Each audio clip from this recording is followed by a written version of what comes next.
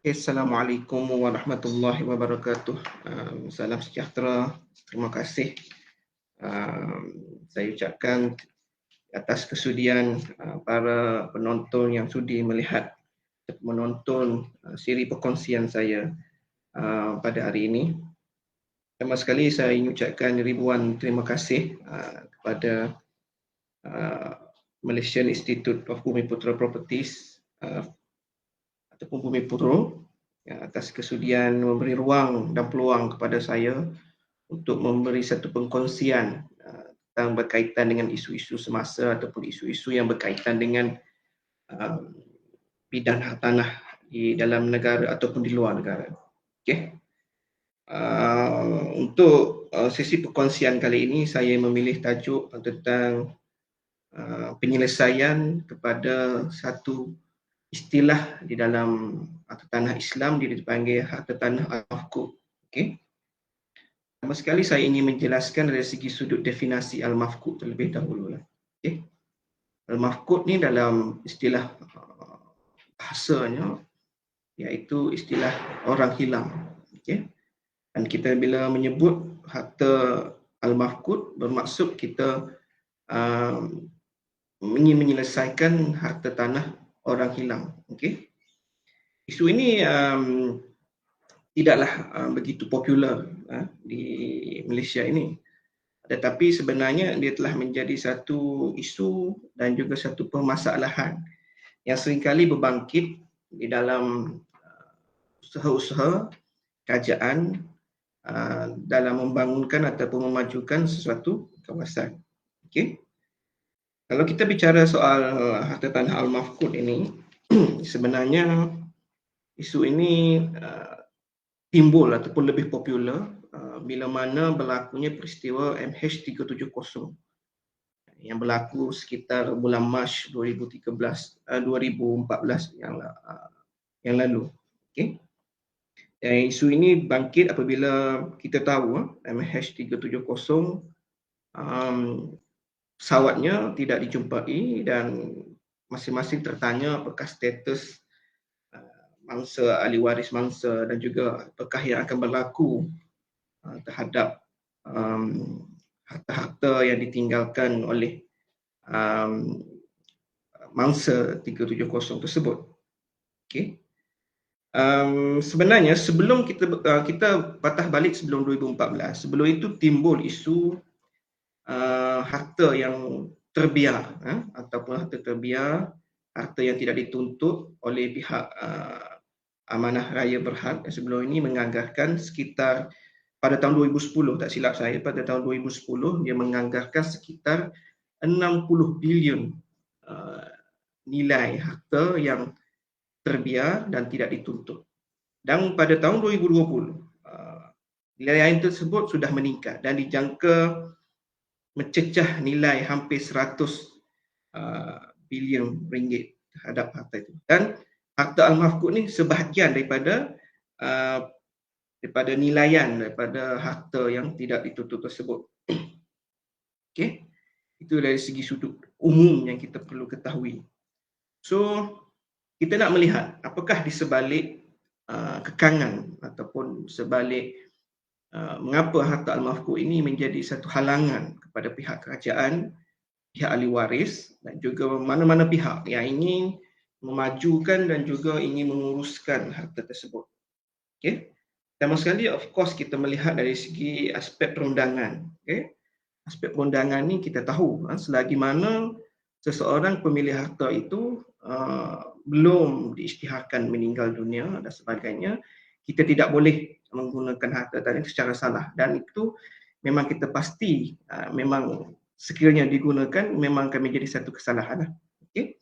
Dan yang kedua adalah dari segi yang timbul adalah isu-isu berkaitan pengurusan dan juga hubungan kekeluargaan. Okay? So saya fokus kepada perkongsian pada kali ini adalah aspek perundangan dan aspek kekeluargaan lah. Itu pun berkaitan dengan perundangan lah. Ya, tapi bila kaitan dengan perundangan syariah dan juga harta-harta melibatkan harta pusaka dan faraid dan sebagainya. Okay, dari segi aspek perundangan, seseorang yang hilang tidak boleh diisytiharkan meninggal dunia dalam tempoh 7 tahun. Ya. Itu termaktub di dalam Akta Keterangan 1951 bahawa seseorang itu tidak boleh diisytiharkan meninggal dunia sebelum tempoh 7 tahun. Okey. Okey, apa yang berlaku dalam tempoh sebelum 7 tahun tersebut? So sebelum tempoh 7 tahun tersebut, seseorang itu harta seseorang itu tidak boleh dimajukan,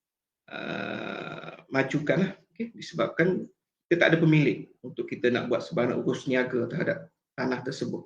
Okay?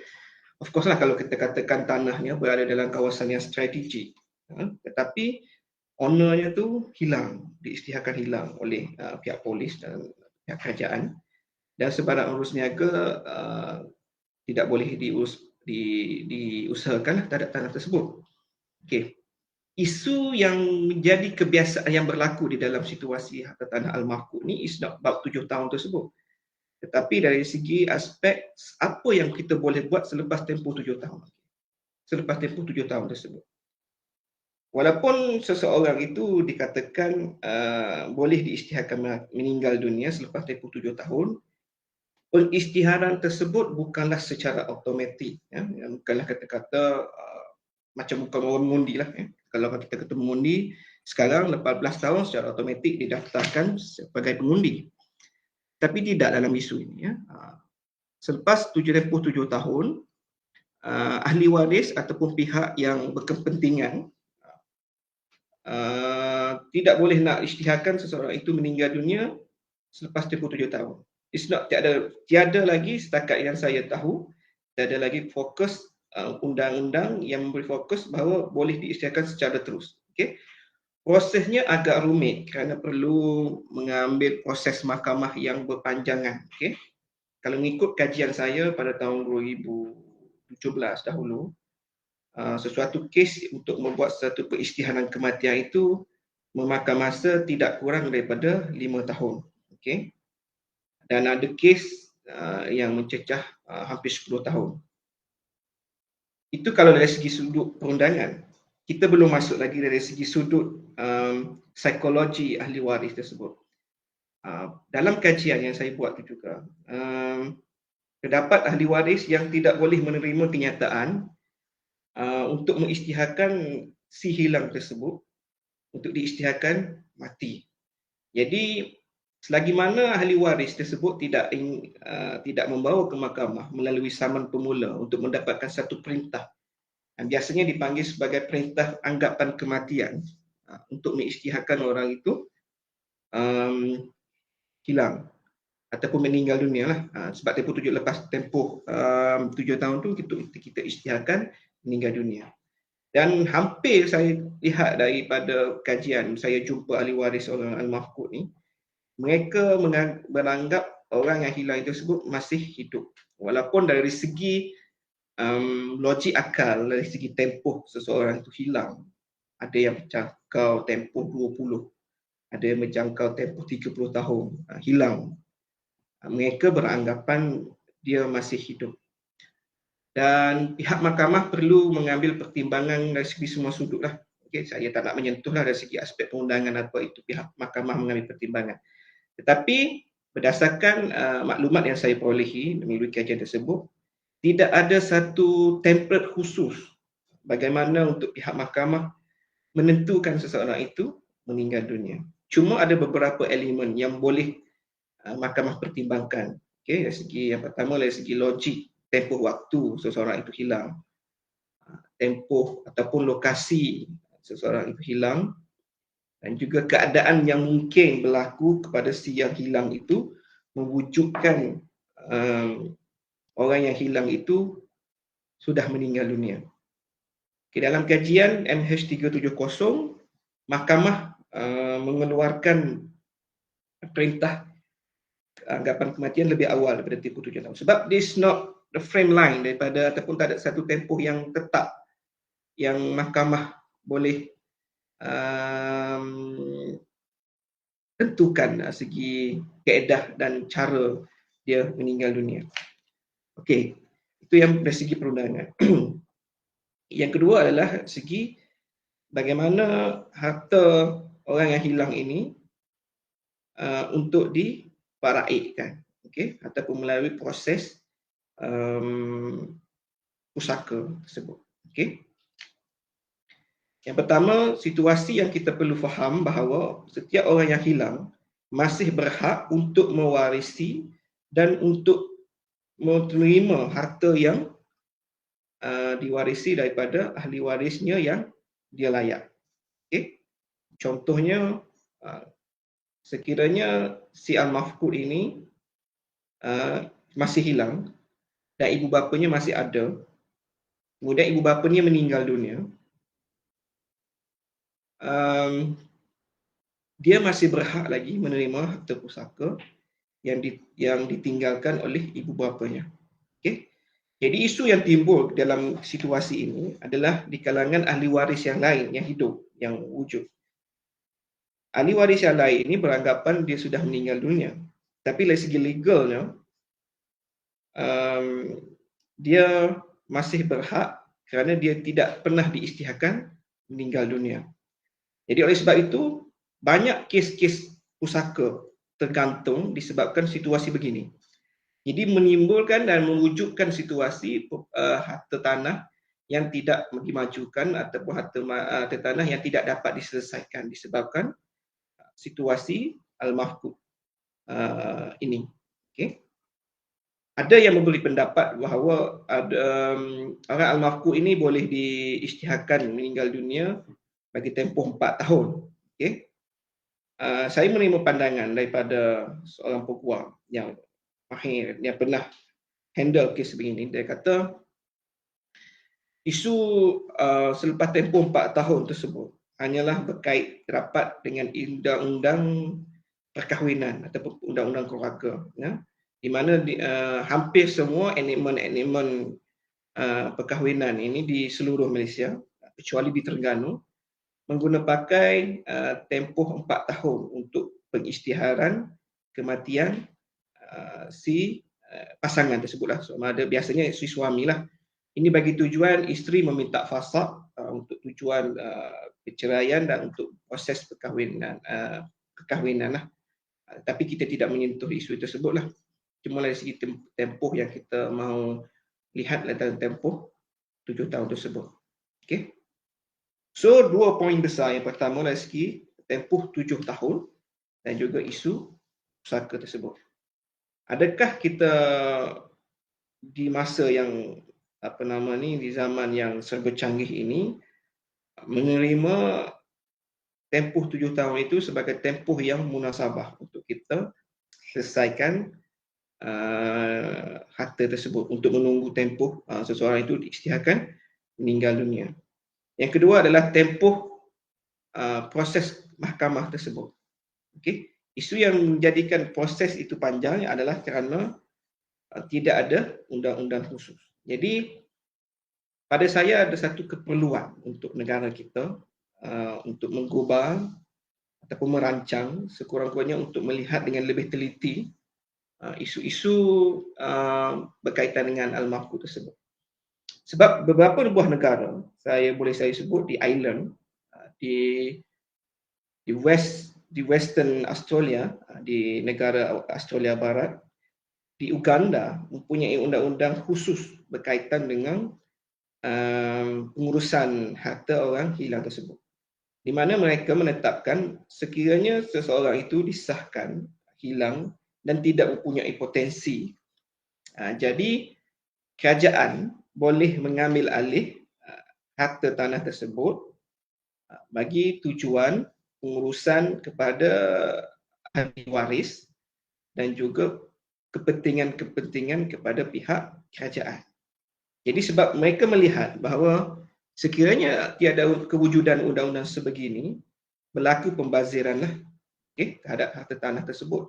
Dari segi kita nak kata contohnya ada satu tanah di bandar, berlaku kehilangan si penama tersebut, menyebabkan proses urus niaga tanah tersebut terbantu. Jadi bila adanya perundangan sebegini mungkin memberi kemudahan ataupun memberi sedikit ruang untuk pihak yang berkepentingan untuk menentukan urus niaga terhadap harta tanah tersebut lah. Okay. Yang kedua adalah aspek yang kita bincangkan tadi adalah lagi aspek hukum ataupun family law ataupun semangat kekeluargaan yang mungkin menimbulkan kegelisahan ataupun menimbulkan ketidakpuashatian di kalangan ahli waris tersebut. Dia aspek yang kita perlu tahu dalam berkaitan ini memang berkait rapat dengan hukum syarak, ya. Jadi kita tidak boleh nak terlalu umum untuk kita bicara soal ini. Tetapi apa yang boleh saya kongsikan adalah sekiranya pihak berkuasa agama Islam di seluruh negara, pihak berkuasa agama di setiap negeri berbincang dan melihat perkara ini dengan lebih aspek ataupun sudut pandang yang lebih besar, iaitu memelihara harta dalam kita lihat dari segi sudut apa nama panggil dalam sudut aspek maqasid syariah, iaitu dari segi mengurus harta, pembaziran itu tidak harus berlaku. Dan kita faham kita tidak boleh merampas harta itu secara zalim sebabkan ketidaktentuan statusnya sama ada masih hidup ataupun telah meninggal dunia. Tetapi kita kena lihat dari segi menjaga juga ahli waris yang lain. Sebab wujud ahli waris yang lain tidak dapat menyelesaikan harta tersebut dan mengganggu kekayaan, sumber kekayaan orang lain.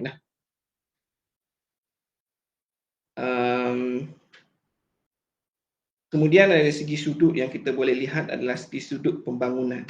Bagaimana kerajaan boleh bentuk satu orang panggil satu gagasan baru untuk kita terus mengembeling para profesional di dalam bidang tanah ini untuk melihat prospek kemajuan terhadap harta tanah yang dibekukan ini dapat memberi sumbangan kepada ahli masyarakat dan juga masyarakat umum. Okay? Dan perbincangan ini pernah saya ketika saya buat PhD saya memang melibatkan perbincangan yang besar, melibatkan JKSM dan melibatkan Jabatan Perdana Menteri Hal Ehwal Agama. Namun berlaku sedikit tergantunglah bila ada sedikit pertukaran kerajaan dan sebagainya. Dan saya mengharapkan bahawa usaha ini dapat diteruskan oleh pihak berwajib sekarang, pihak kerajaan sekarang, untuk kita melihat kembali aspek-aspek dan elemen-elemen yang kami pernah bincangkan sebelum ini, seperti penubuhan Yayasan Al-Mafqud sebagai contoh yang telah dicadangkan kepada Yang Amat Berhormat Perdana Menteri sebelum ini, dan yayasan ini sepatutnya diteruskan dari segi penubuhannya. Sebab saya fikir sekiranya penubuhan yayasan ini dibentuk, masyarakat, utamanya orang Islam dan Bumiputera, mendapat manfaat yang cukup besar daripada penubuhan yayasan ini. Sebab kalau kita kalau kita biarkan isu ini terus berlarutan, saya fikir dia akan sentiasa bertambah dari segi nilai. Sekarang sudah hampir mencecah 100 bilion dan saya jangka sekiranya terus dibiarkan dia akan terus meningkat. Dan penyelesaian secara tuntas boleh kita fikirkan bersama di kalangan profesional, dan saya cukup yakin bahawa Bumipro mampu menyediakan setiap genap kepakaran yang ada untuk membantu dalam menyelesaikan harta tanah yang dibekukan ini, terutama isu-isu harta tanah Al-Mafqud dan isu-isu tanah yang tidak dituntut di dalam negara ini. Okay?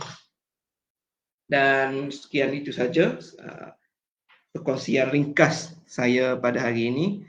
Saya berharap ini sebagai satu permulaan ya untuk kita terus memikirkan bagaimana cara kita membangunkan harta tanah yang tidak dituntut ini, dan terutamanya harta tanah mafkuk ni, untuk kita sama-sama bangunkan dan beri satu nafas baru dalam menjayakan